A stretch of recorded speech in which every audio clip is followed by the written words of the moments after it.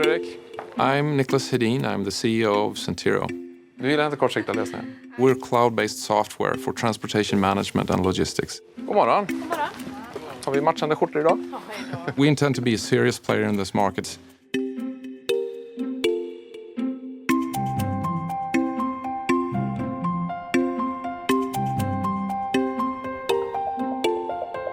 I always call the customer and ask them, why did we win? And they will most of the time say, it's about your people. It's about the way you interact with us and the feeling you create. Everything feels possible. We talk about how do we treat customers, how do we treat people that are coming new into the company. We are a team. Our culture and people in the organization are our competitive advantage. We're a technology company, and you could emulate our technology in no time these days. You could copy a lot of stuff, but you cannot copy culture that easy. Culture for me is purposeful design. It's not something you just get. It's something you actually invest in every day. You feel it when you enter the door the first time, that this is a special place to be. So one of the reasons we turned to 7 Habits was that we already had a well-functioning organization, and we already have some of the finest supply chains and brands in the world as customers, and that's an indicator that we're doing something that's very, very right.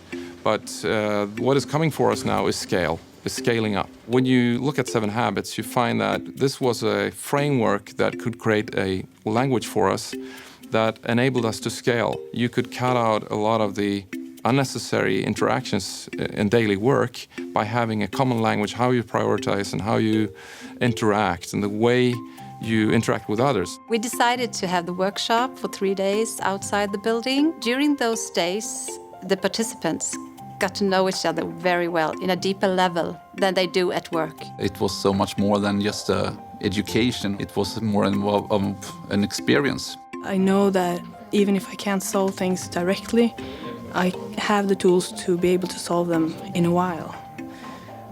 So I'm more relaxed.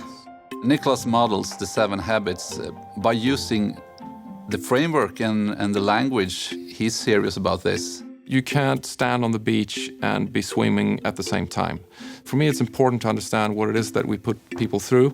So it was only natural for me to go through the facilitator training and also facilitate myself. It's not me telling you to use 7 Habits, it's me actually being the 7 Habits.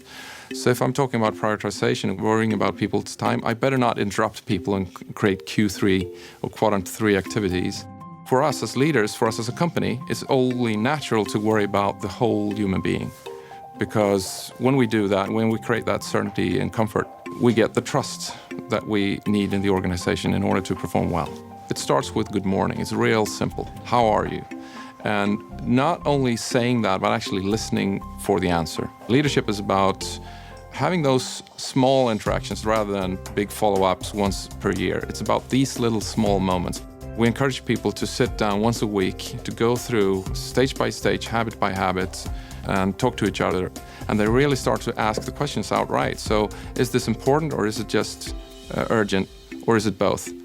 And you start to see people organizing their work around that. What we found is that it's not only talking about the habits, they actually create much, much deeper relationships within the organization. And that has a tremendous effect on how people interact and work later.